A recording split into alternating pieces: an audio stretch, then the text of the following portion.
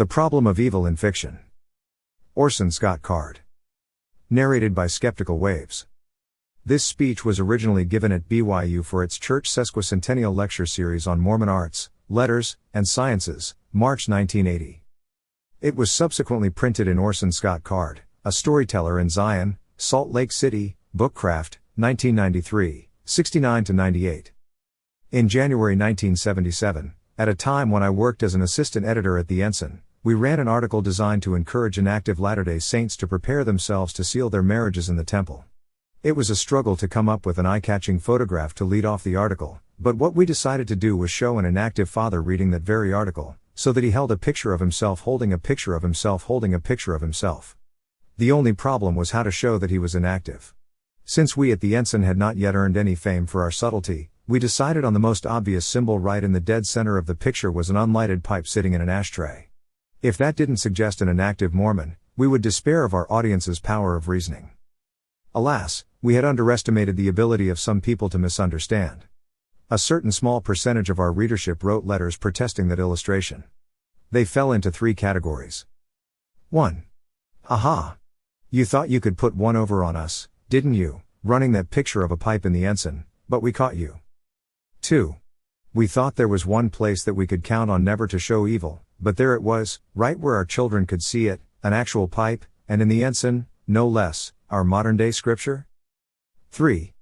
Don't you people check this stuff before you print it? Right there in the middle of a picture on page 60, there was a pipe. You really ought to screen your pictures more carefully, if mistakes like that are getting through. These few letter writers had got part of our message. They noticed the pipe, and they knew that for a Latter-day Saint, pipe smoking is evil. What they completely missed was our purpose in showing that evil to attract the attention of people who might have that problem so we could help them solve it. Showing evil is not necessarily advocating it. The worst things in life are essential. The question of whether and how evil ought to be presented in art is one that intrigues a lot of people. Some people regard it as their life's work to drive pornography, the ultimate artistic expression of evil, completely out of their community. Others regard it as their life's work to use their talents to explore and understand evil in their art. I am a two-headed animal, born and raised in an Orthodox Mormon family. I couldn't escape the Latter-day Saint view of good and evil if I tried. And I don't try. I am a radically Orthodox Mormon today, and have no intention of changing my beliefs on the subject. But as a writer of fiction, I have found it impossible to write well without dealing directly with evil, portraying it in my work. Over the years, some people whose judgment I respect have asked me a question that you might think is naive, but it is not. Why do you have to write such depressing stuff? Why can't you show the good things in life? Why do all your characters have to suffer? Well, why indeed? After all, fiction isn't fact. Fiction is lies. Those people are made up. They'd better be. If they're not, you can get sued. So as long as I'm making things up, why not make up a happy life for them? The most obvious answer is also the most trivial. He who writes about happy people being happy in a happy world ain't gonna last long as a writer. Nobody cares about that happy stuff. Evil is intrinsically more interesting. More entertaining. Evil sells. Indeed, answers the English Puritan after Cromwell's successful revolution. All these people are going to the theater to see evil reenacted on the stage. We will make England a much better place if we simply ban theater altogether. No more Macbeth and his bloody crimes. No more King Lear and his self-destructive madness. We have made the world safe for Christianity. But it took about 20 minutes after the Puritans were thrown out for the theater to be back in business. The people wanted it. And I don't think they wanted it because they were evil. Evil is more entertaining than unrelenting goodness, because any depiction of life without evil is a lie.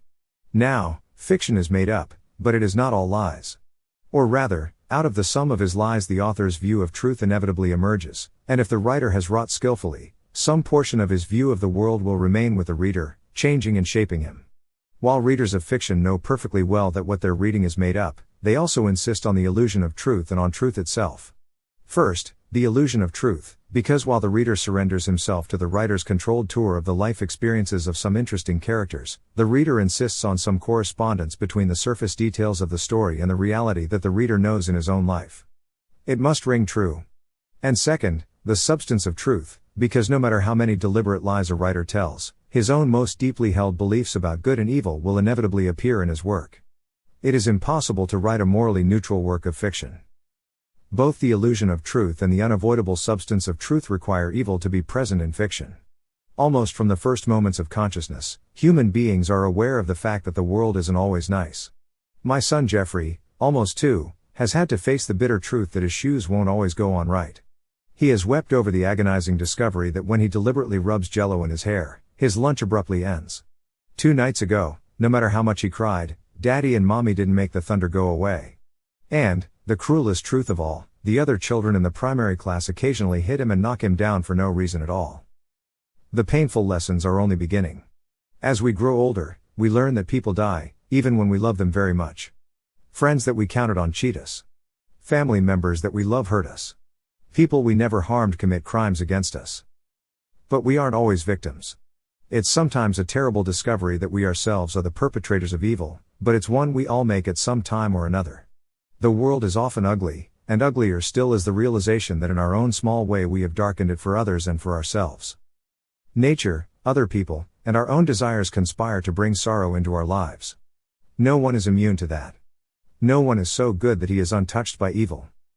And if that is life, how can a fiction writer honestly write without depicting evil in the lives of his characters? The illusion of truth demands that there be evil, or his readers will cease believing in his characters and toss the book away. And his own inner demand for the substance of truth requires that there be evil, because what in the world can a writer say about a character if he does not tell about the character's struggles against suffering? If the writer knew a way for a human being to live without evil, without suffering, without sorrow, he would go and live that way, and forget writing. But the writer no, let's forget the third person I know of no way to live untouched by evil, and so the characters that I write about will also confront evil. It is impossible to write any other way. Of course, the Puritans of Cromwell's stripe in England had the answer to that. If you can't write any other way, then stop writing. If writers are only going to add to the total amount of evil in the world, then let's stop them from writing, for everyone's sake. It can't be done. It's been tried. The communist rulers of the USSR kept it up for years. But even in the darkest times, there were those who would risk their lives in order to read good fiction and pass it on. In the samizdat system in Russia, the writer created his pack of truthful lies, and passed it to a friend, who could destroy him by giving the manuscript to the authorities. But instead the friend read it and laboriously typed his own copy, no Xerox machines involved here, and then gave both copies to other friends. They could have been caught. They could have been imprisoned, torn from their loved ones for decades of slave labor, they could have been tortured, they could have been killed. But they read, they typed, they passed it on. Of course, not many people took part in this. Even here in the United States, the overwhelming majority of us don't read a thing, if we can help it. The biggest bestsellers, the ones that take the reading public by storm, have never sold more than 10 million copies. Out of a population of 220 million, that's a pathetically small 4.5%. And those are the bestsellers. My most recent paperback novel sold only 40,000 copies or so, and that's perfectly normal, better than average, in fact. My most recent hardback novel has sold only 2,000 copies. Think of it, all that work, all that emotional involvement, and only 0.01% of the American population has read it. In a nation of voluntary illiterates, who need censorship. Nevertheless, even in America there are those who would rather read than eat. Whatever it is they get from fiction, they need it.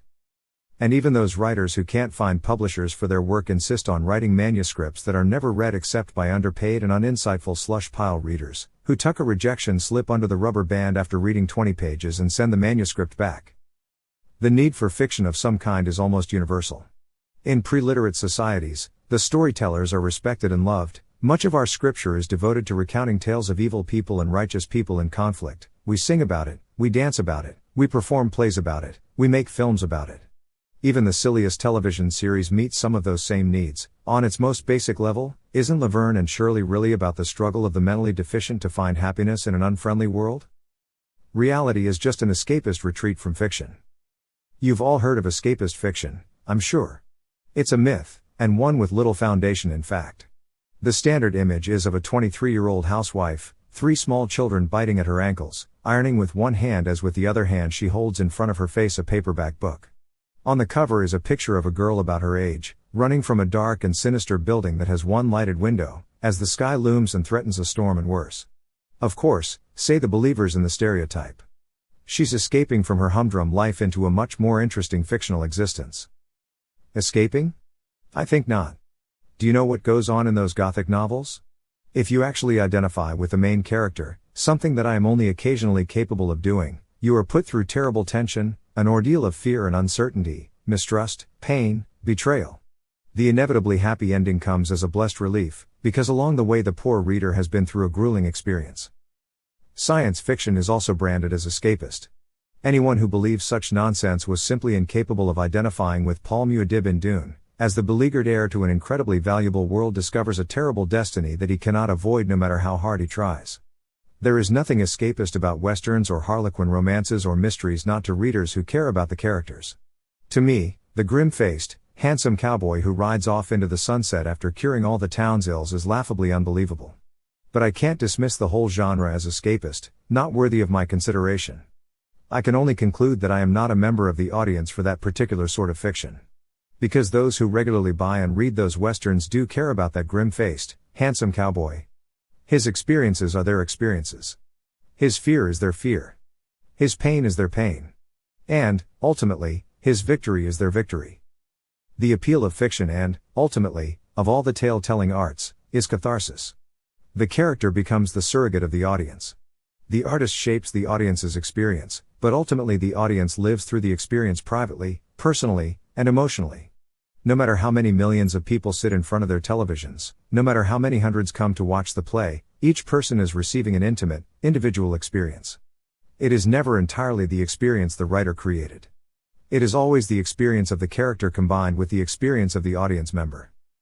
That is why some works appeal more to some people than to others. I just gave a copy of my favorite novel of 1979, Engine Summer by John Crowley, to a friend of mine whose taste I respect. He hated it, thought it was the most boring thing he'd ever suffered through, and he was grateful that it was short. Yet to me, it was one of the most perfect books I have ever read, and it has already become a part of my life, part of the well of memory that I dip into constantly to replenish myself and to gather whatever wisdom I can find to make my decisions. Why did he receive it one way, and I another? Because we are different people, that's all, and a character I could identify with left him completely cold. Writing that helped me into the story was a barrier to him. Fiction is not an escape from reality. Fiction is simply another kind of reality, one which takes place within finite borders, between endpapers. Unlike life, it begins and ends, we can close the book and draw conclusions. It is often easier to learn from fiction than from life, but fiction is a necessity to so many of us because through it we live many lives, and learn many things, instead of staying in the much safer reality and learning only a few things. Yet all of this depends on the reader's willingness and ability to add himself to the novel or the story. The illusion of reality must be built up within the reader's own mind. And those readers who lack the desire or the ability to join in the creative act cannot receive what the author is trying to give.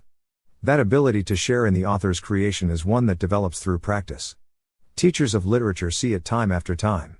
Young people weaned on Nancy Drew, an unusually simple kind of fiction, gradually learn to handle the better mystery writers, from simple works like those of Agatha Christie to more complex writers like Ross MacDonald and John le Carré.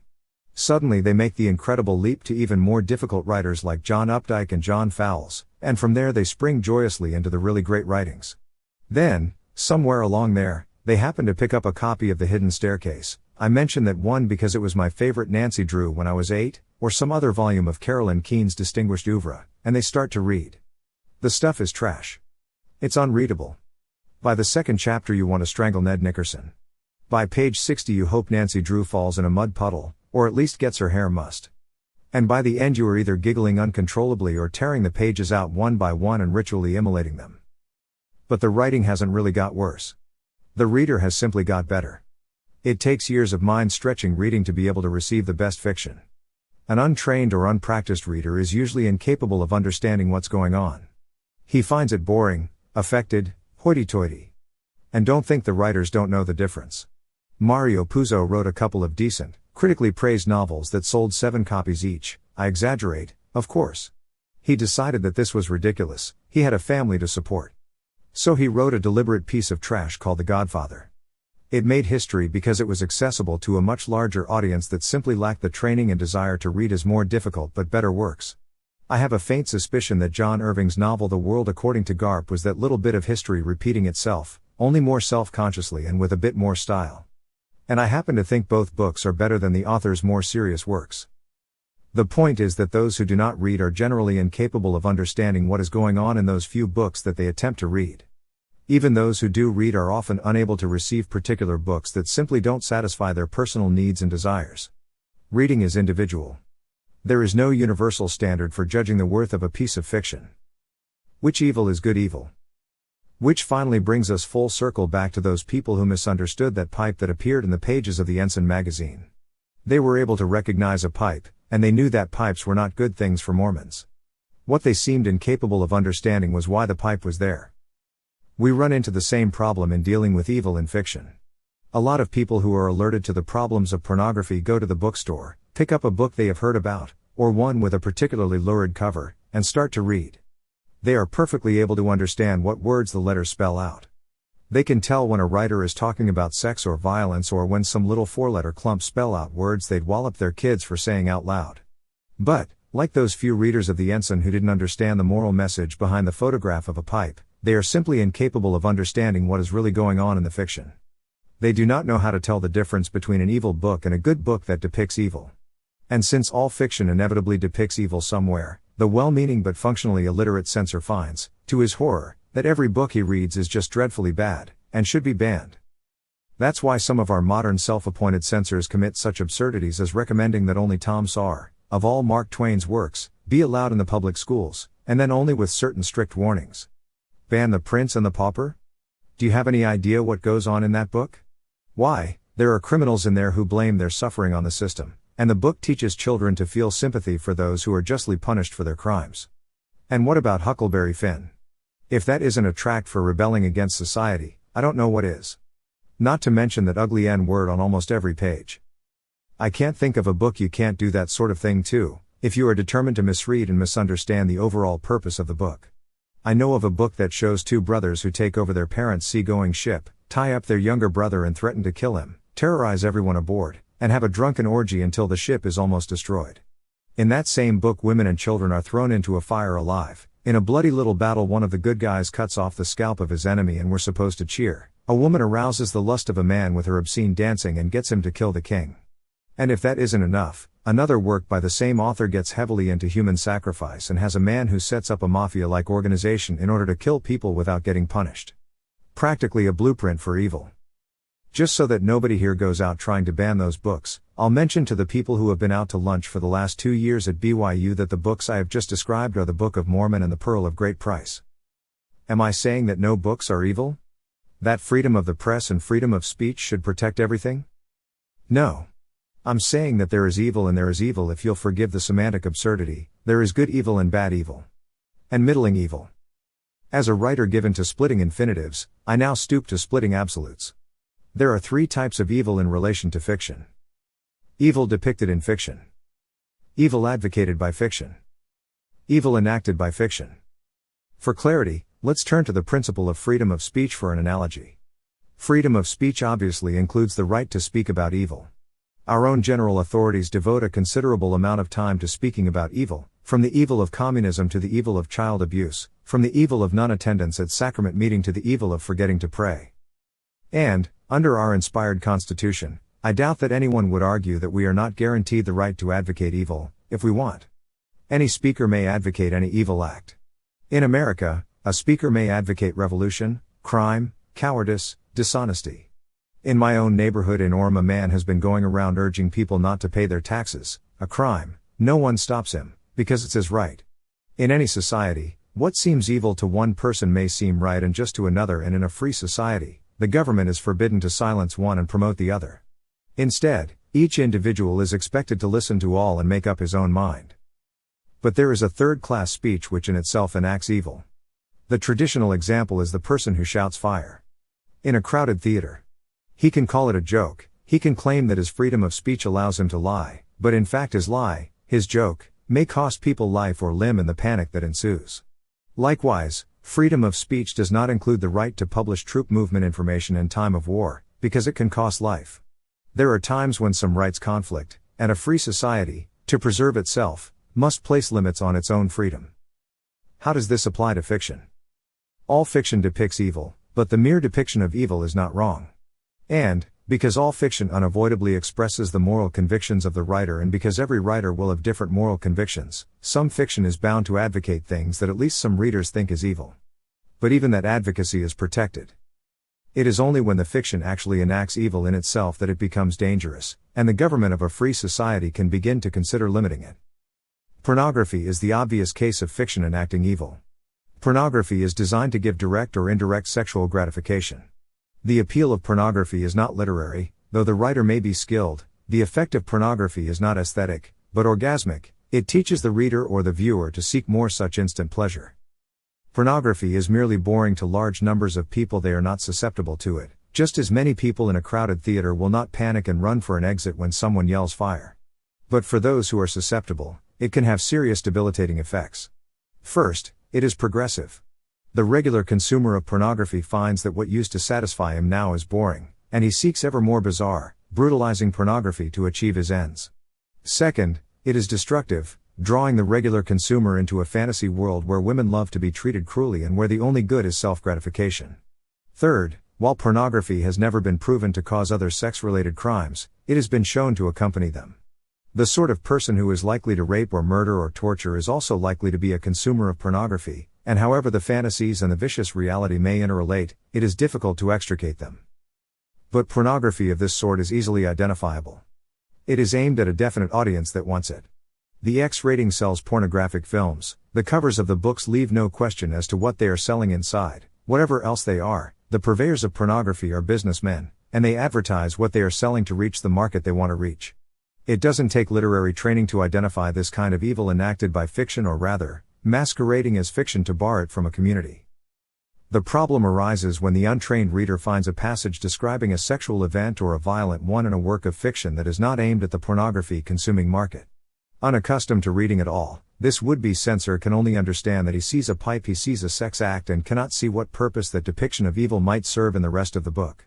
Reading The World According to Garp, he is incapable of recognizing that the lengthy kidnap/rape/murder passage is really satire by overkill. Reading Daniel Martin, he is incapable of understanding that this character who seems to wallow in his mixed-up sex life, writing panegyrics on extramarital love, is really the author's tool in writing a beautiful defense of marriage and commitment. Unable to receive what the author is really trying to give, such ignorant readers are only able to receive such works as pornography. They have no perspective. They are like 13-year-old boys, their bodies stirring with the first urges of sexual drives that they will later learn to control, who lust after the buxom ladies in the comic strips and stare with guilty curiosity at the underwear ads in the Sears catalog. They simply don't understand what's going on, and so everything they see looks provocative to them.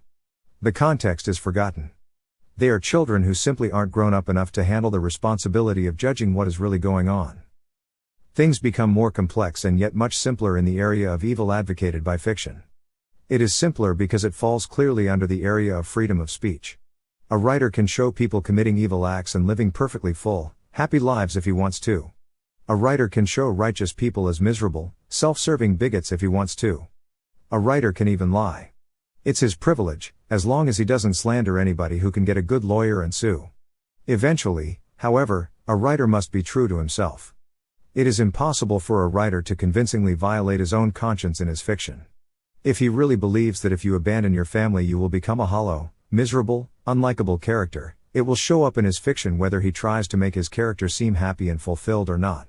Eventually, a writer is forced to be honest to himself. Even if he lies, the reader sees the lie, consciously or unconsciously, and rejects the fiction as false. The illusion of truth is lost because the substance of truth is inescapable. But where writers honestly disagree with each other, their most truthful work will contradict someone else's dearly held beliefs. And that contradiction does not work itself out. The reader hears the ring of truth in works by writers with widely variant viewpoints. It can be confusing. Sometimes it can be infuriating. And this is an area where some Mormons and many non-Mormons seem eager to lay the heavy axe of censorship as well. The Prince and the Pauper does indeed say that a vicious system has victimized those who are called criminals, and that fixing the system will cure the problem of crime. Mark Twain believed that, or believed in a great deal of it, and there are those. I think of a good born-again couple in Texas who provide a textbook guide for born-again school districts who want to ban such evil books because they have a ring of truth as they teach such things.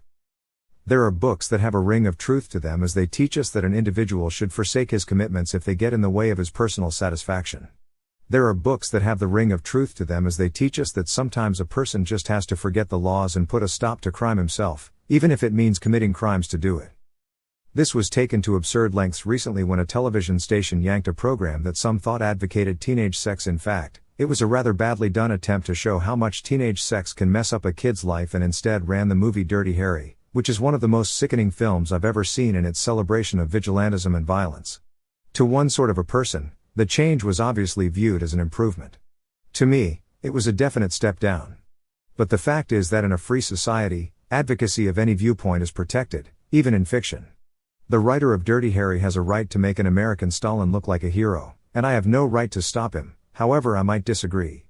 However, I do have a weapon at hand. I can write my own book, and with any luck provide readers with a more powerful experience that leads to a different conclusion. It is no accident that totalitarian countries invariably censor their writers, including indeed, especially their writers of fiction. The power of fiction to advocate particular viewpoints is astounding. Those who prefer to govern slaves know that when writers are free, the government cannot control the hearts and minds of its people.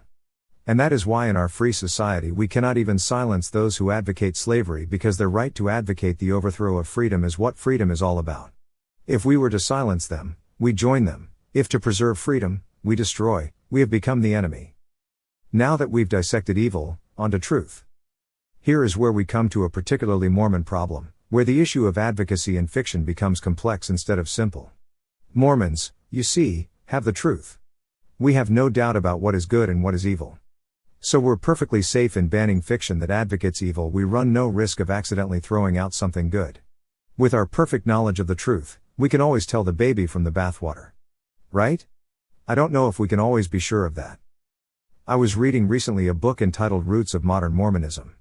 The author, Mark Leone, an anthropologist, had studied several wards in eastern Arizona, turning on Mormon society a carefully unbiased eye that sought to understand us, not from what we say about ourselves, not from what others say about us, but from what we actually do. The perspective was enlightening. One insight from this book startles me, however. Leone said that Mormonism has remarkably little firm doctrine, that the variance of belief within the Mormon Church is very wide, and that while Mormons are convinced that they have the complete revealed truth from God, in fact they have very few beliefs that are universally agreed upon. That seemed impossible to me. But the writer had been so perceptive on other matters that I couldn't help but try to think where he might have gone wrong. It's an important question. If a large area of doctrine is not firmly established, then we would be treading on dangerous ground if we tried to ban writers who disagree with what we believe. While we do have a core of absolutely certain and universally shared beliefs, there are many doctrines that have varied or changed over time, and many other doctrinal areas where there has been no general agreement among members and leaders of the Church. Some examples of doctrines that have changed. 100 years ago in General Conference, apostles were preaching that polygamy was essential to salvation.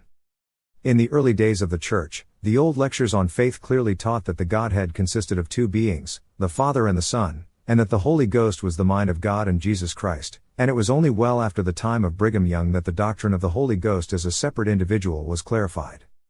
It wasn't until the presidency of Wilford Woodruff that the doctrine of sealing was really understood. Before that time, people tended to get themselves sealed to a great leader of the church instead of to their own parents or grandparents, so that they would be assured of a noble lineage in the hereafter. It wasn't until the 1890s that the church policy changed to the one we follow today, of sealing children to parents back as far as we can go. In short, there has been a great deal of doctrinal change and development over time.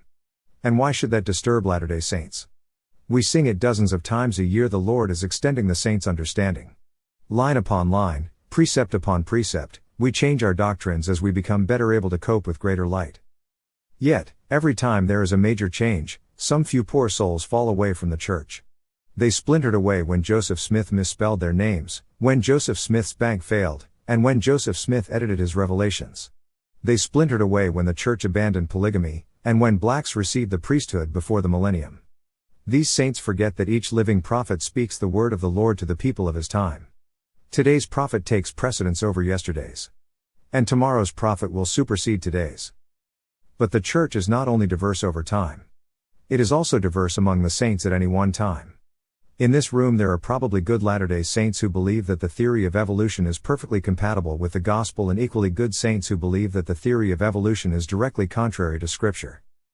But the differences of opinion are not just among ordinary Latter-day Saints. Diversity of opinion has often existed at the highest levels of church government. David O. McKay, for instance, believed firmly in the principles of geological time. In a speech at BYU, he urged students to study many things, including the millions of years it took to create the Earth. Yet President Joseph Fielding Smith held just the opposite opinion. It is no accident that at BYU, the church's university, you can take a class in the Airing Science Center where a teacher will quote David O. McKay in favor of evolution, and then you can cross the street and take a class in the Joseph Smith building where a teacher will quote other authorities to buttress the idea that the Earth was created in 6,000 years. This disparity is actually official. President Joseph F. Smith, early in this century, issued an official statement of the First Presidency which affirms only that whatever the method he used, God created the Earth, and mankind. It is not required that we agree on the details. The disparity can amount to outright disagreement. At the end of World War I, President Woodrow Wilson was a fervent advocate of the League of Nations, believing that the League would be a potent instrument to avoid the kind of suffering and carnage that had virtually destroyed a generation of European youth. Church President Heber J. Grant and most of the general authorities agreed.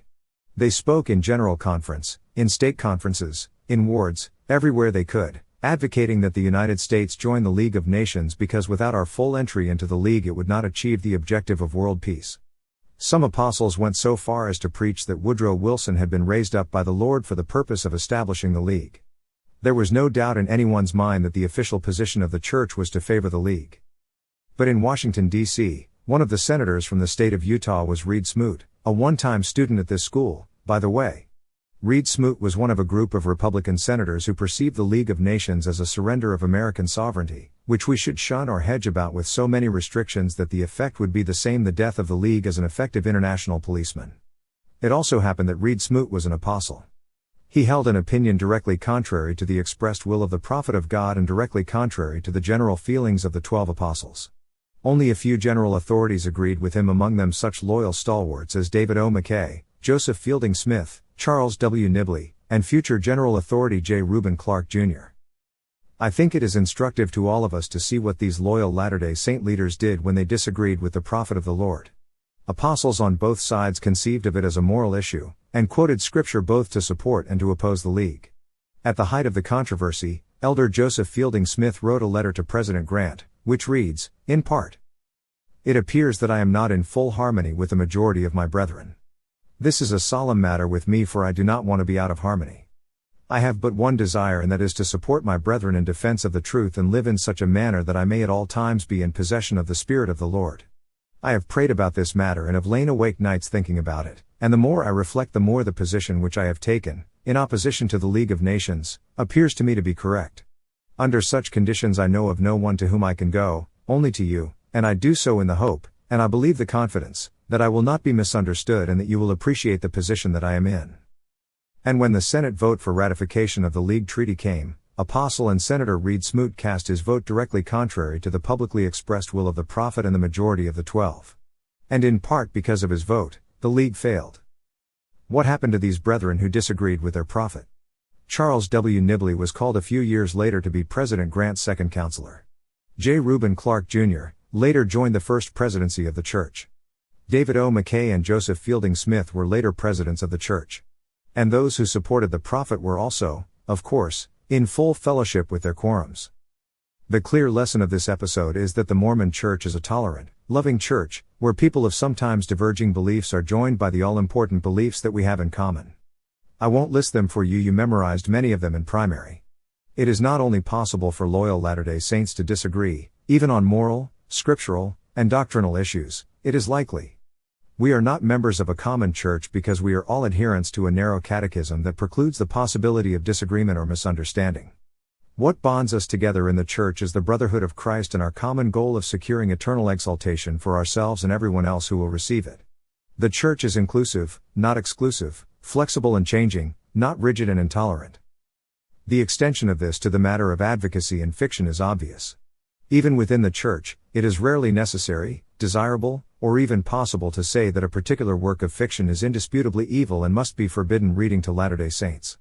We are trusted to decide such matters of belief for ourselves. The only time the church acts to officially discipline people who oppose official church positions outside those few areas where doctrine is firm is when those individuals cease to advocate their viewpoint and begin to directly attack the church itself. At that point, such a person has already chosen to remove himself from the fellowship of the saints, and the Church merely ratifies that individual's decision. The Lord defined truth as things as they are, as they were, and as they will be. But as long as we remain human, we are consistently at least one step away from that truth. In the search for truth, we have no direct contact with things as they are, were, and will be. Past events are relayed to us through observers, who, no matter how honest they were, still color their observations with their prejudices. Our own prejudices cloud our vision of things as they are. The prophets relay to us a vision of the future, but it is impossible to collate those visions into a clear, accurate forecast of all that will take place. We discover truth through many means. Observation tells us not what happened, but what was observed to have happened. Generalization tells us not what happens, but what has always happened in similar or identical cases so far. Prediction tells us not what should happen, but what individuals desire to have happen. Whether it will really be good or not will only be revealed in the actual event. Indeed, the shakiest of all approaches to truth is prescription, because it invariably depends on the accuracy of our prediction. When a doctor prescribes penicillin, it is because penicillin has been proven many times in the past to relieve the particular symptoms you exhibit. It is because of the doctor's prediction that penicillin will cure your ailment that he prescribes it. There is a great deal of evidence to support the idea that penicillin is worth prescribing. However, when you move away from physics, chemistry, or the other hard sciences, prediction gets pretty shaky. Into the realm of history and politics and psychology and sociology, prediction ceases to be what will happen, it becomes what might happen. Despite the much vaunted repetitiveness of history, history does not repeat in detail. Empires may rise and fall along the same patterns, but in its relentless progression the event still unwinds one day at a time, and no 2 days are ever identical. So predictions of human behavior, those grand speculations on what might happen, are not based on experience of what happens every time the experiment is repeated. Those predictions are based on conclusions drawn from a collection of independent events that may or may not have a relation to the event in question. In predicting human behavior, we find ourselves relying on statements that boil down to what might have happened, what we think happened, and the most dangerous of all, what would have happened if only. If only. If only there had not been sex education in school, my daughter would not be pregnant. If only there had been sex education in school, my daughter would not be pregnant. If only the textbooks could be brought into line, our children would not think incorrect thoughts. If only the novels that show sex and violence could be banned, our terrible crime problems would be solved. If only John Gacy's father had not been cold and distant from him, Gacy would not have killed a score of innocent young men. If only we could get people to stop mentioning ugliness, the world would be beautiful. So much prescription depends on that insidious phrase, if only. And yet if only contains two vicious lies that make that phrase the eternal enemy of truth. The first lie is the word only, its root is the word one, implying a singleness that never occurs in real life. It implies that a single change would have a single effect, which is absurd on its face. For instance, the popular lie that if only Chamberlain had not tried to pacify Hitler and instead had taken firm action years earlier to stop the Hitler menace, the Second World War could have been avoided. Isn't that nice? Isn't it pleasant to think wistfully about how easily such tragedy could be avoided, and how easily we could avoid it in the future? Yet Chamberlain's pacification attempts were themselves an effect, not a cause.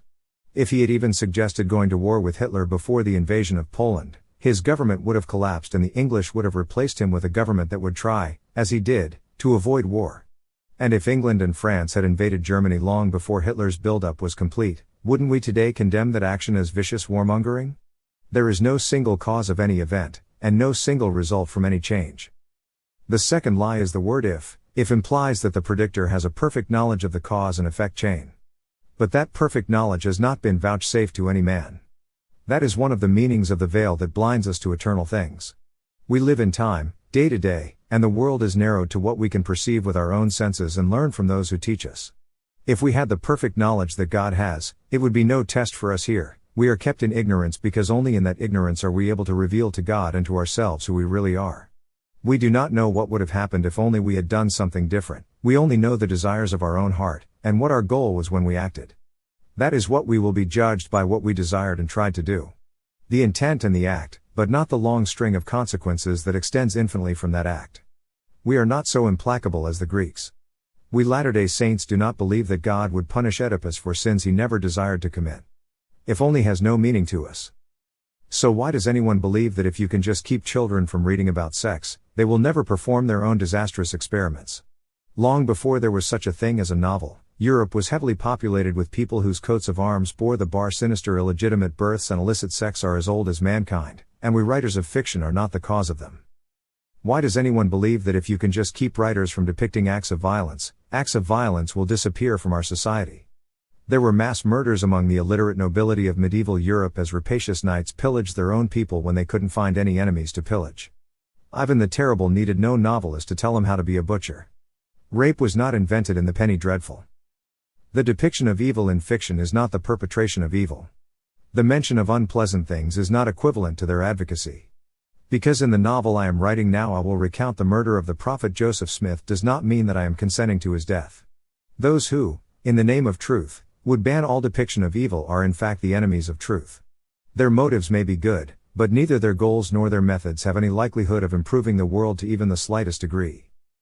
A lover of goodness and a student of evil. All this puts the LDS writer in the anomalous position of being a lover of goodness and a student of evil.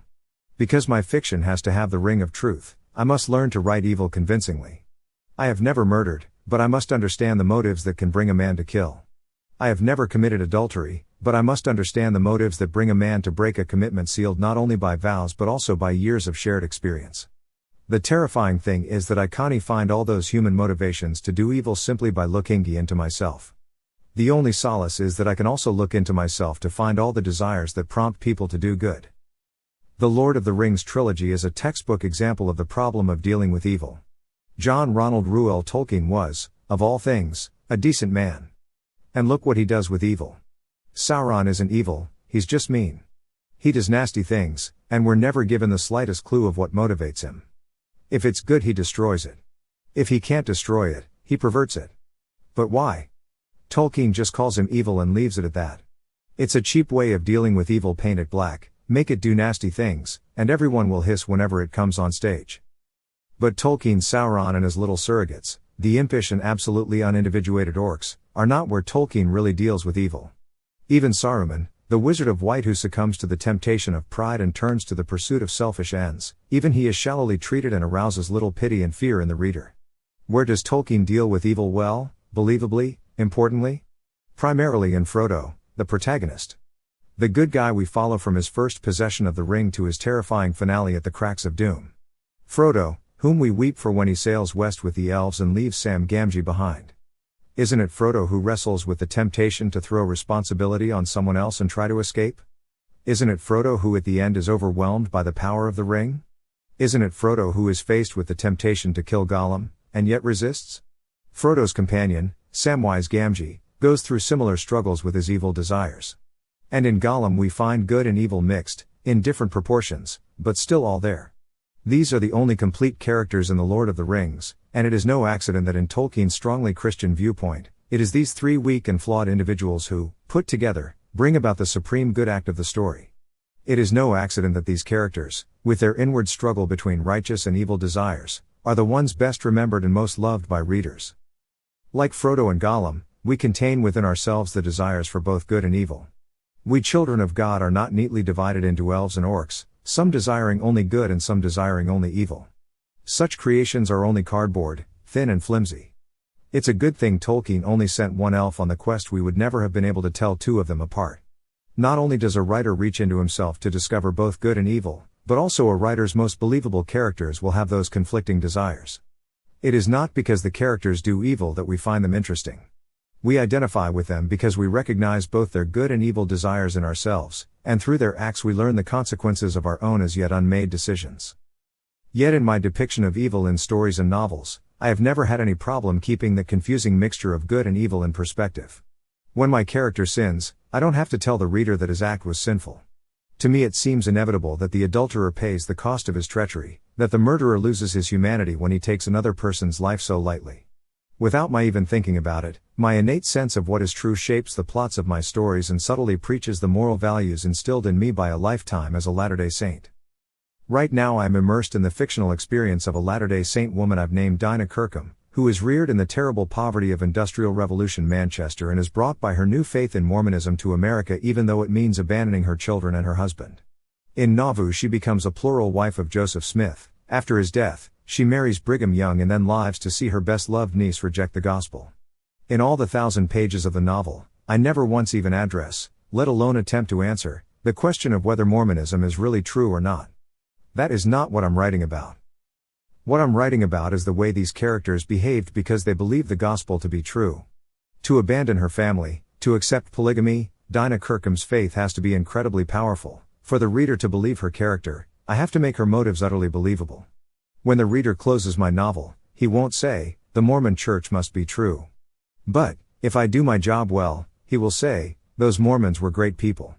More important, however, than the image of the church that my novel will project is the fact that the novel inevitably projects my personal moral beliefs. Dinah Kirkham is a happy, admirable, secure person at the end of the book. She never loses her faith, despite her trials. Mormonism and the sacrifices the gospel called from her make her great. And in that sense, I can't help but preach the gospel. I believe that's the way the gospel works on the choicest spirits. I can't honestly write the book any other way. Yet in this novel, as in every other story and novel I've written, I find that some of my most powerful passages are devoted to the depiction of evil. There is murder, there is rape, people are profane, people are cruel, people suffer, people inflict suffering. There will undoubtedly be some who read my work and misunderstand, like those few Ensign readers who did not comprehend the purpose of that pipe. Because they don't understand how fiction works, they'll see evil depicted and think it is advocated. They'll search for some overt statement of my testimony and never find it. And this is something that a Mormon writer inevitably faces. When my play Stone Tables, with music by Robert Stoddard, first opened at BYU 7 years ago, there were some who came and saw only that Moses and Aaron were portrayed wearing jeans, who heard only that the music was raucous and noisy. There were some who concluded that the play was obviously inspired by the devil, that it was evil and did not deserve a production at BYU. Yet seated in the same audience with them were people who did understand what Robert and I and the cast and the directors, all faithful saints, were trying to do. They received the play as it was given. All this took place while I was on my mission. When I got home, a friend of mine took me aside and told me that when Stone Tables opened, she was only in Provo visiting. She had dropped out of BYU, and even though she had been baptized only a year or so before, her testimony had faded and she was convinced that the gospel was an empty promise that didn't deliver. Then she attended a rehearsal of Stone Tables and found ideas and feelings through the play that she had not thought of or felt before. She did not go home to California on schedule. She stayed and watched the play again and again. She remembered all the feelings that had led to her conversion in the first place. And she told me that the play had changed her life. Of course, the play hadn't changed her, the Spirit of God changed her. But isn't it funny that night after night, when some people came to the show and found only the spirit of evil, right there in the same audience was a woman who found the Spirit of God. The writing of fiction is a solitary act. The art of fiction really exists as immediately as theater or film or a symphony, though the printed page can last for years, the story only lives when someone is reading it. The creative act of fiction depends as much on the reader as on the writer. It is not the presence or the absence of evil in the events recounted in the story that decides whether a work of fiction is good or not. What decides the moral value of fiction is the character of the person writing it and his skill in writing, and the character of the person reading it and his skill in reading. An evil writer will write an evil book. An untalented writer will accomplish little with his book, whether he is a good person or not. An evil reader will detect nothing but evil in his reading, and an unpracticed and unskilled reader will never discover what is really in the book, no matter how good his personal moral fiber might be. And even that is too simple. However good I try to be, undoubtedly there are flaws in my character that I have not yet discovered or rooted out. Those will show up in my writing. And in even the most corrupt writers, there are still remnants of righteous desires that will leave their clean traces in their work. Even if we could always be certain which writers are good and which are evil, and we can't, even if we could always be certain which of our personal beliefs are actually eternally true and which are in error, and we can't, even if with consummate skill as readers we could always be sure we had found every shred of good and evil in a particular work of fiction, and we can't, even so, we would be foolish to set ourselves as judges over what people can and cannot write, and what they can and cannot read. For we never know which book, which offends us, might not contain that shred of truth that leads another person that much closer to happiness. It is not inappropriate to think of books as children. Some children are obviously good, but there are others who bring their parents to the brink of despair. It seems they'll never amount to anything. They rebel constantly, deliberately choose evil at every opportunity. But if you had it in your power, would you even want to try to choose which children to allow to grow to adulthood, and which lives to snuff out before they do any more damage? Unthinkable. You never know what a child might become. Only when the fiction ceases trying to be fiction at all, and instead has as its objective the gratification of the reader's basest desires. Only when the fiction directly enacts evil instead of merely depicting it or even advocating it, only then does a free society have a right to protect itself at the expense of the freedom of the writer and reader to communicate as they wish. But does that leave you defenseless against the advocates of evil? Of course not. There has never been a book written that has 1/100th of the power in shaping human lives that parents exercise every day. You can combat the errors your children learn from fiction exactly as you combat the errors your children learn from their friends by teaching them otherwise, by setting an example, by strengthening their conviction of and commitment to the truth, by loving them. In spite of that, some children inevitably choose evil because that is the desire of their hearts, but those who desire evil don't need fiction writers to teach them what evil is and how to get it. And in the meantime, those of us who find much of our lives through the work of writers of fiction will continue to share the creative act of fiction.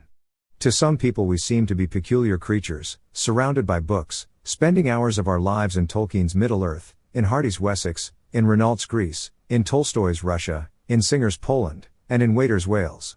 They cannot understand our eternal love affair with Captain Ahab, Samwise Gamgee, Hari Seldon, Horatio Hornblower, Lou Archer, Yossarian, Damien, Gabriel Oak, Bathsheba Everdeen, the Emperors Claudius and Julian, von Humboldt-Fleischer, and Rush That Speaks. To the overwhelming majority of Americans and the overwhelming majority, alas, of Latter-day Saints, everything that I've talked about today, which I've treated with such importance, would seem quite trivial. Because, by their own choice, books are forever closed to them. They simply do not understand the major part that reading plays in a reader's life.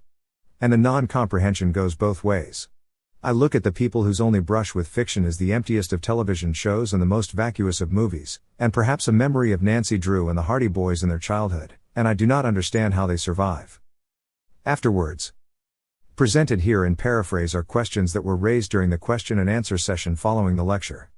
The accompanying answers help to clarify the viewpoints expressed in the foregoing speech. Question 1.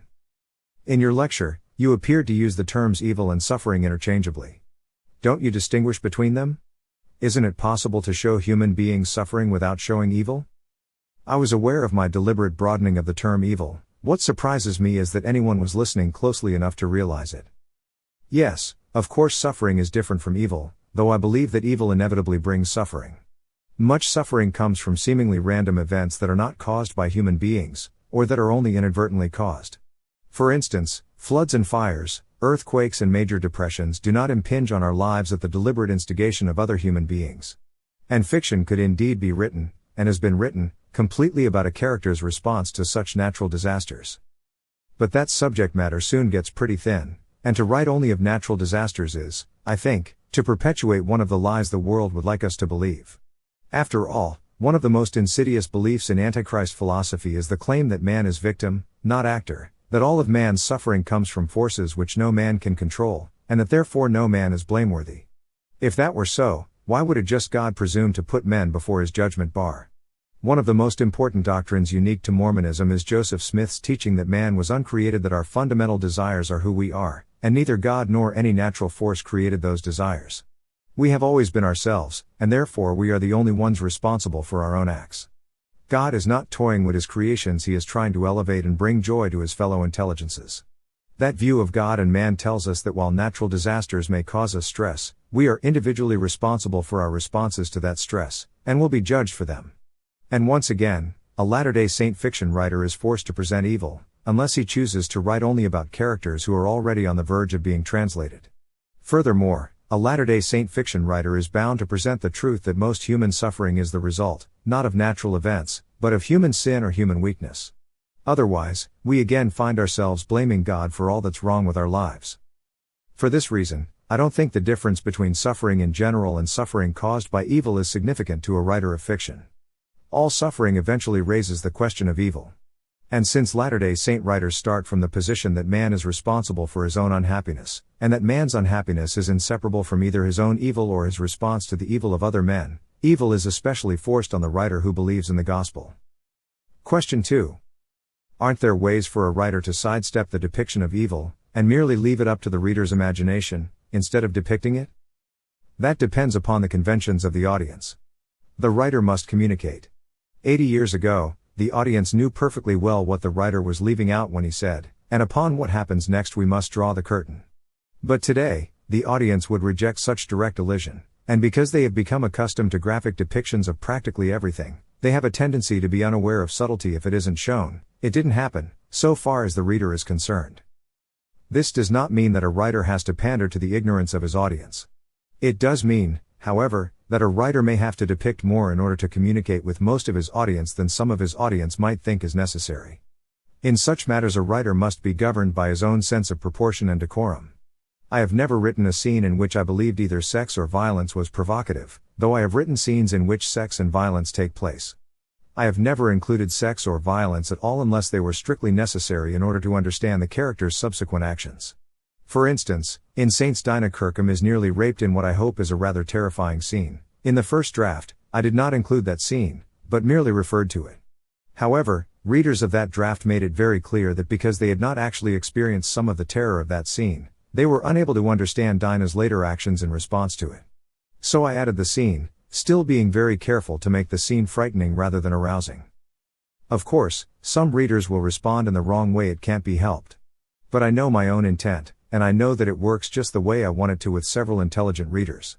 Beyond that, I can't be responsible for the individual responses of the readers, since I have no control over the frame of mind in which they approach the work.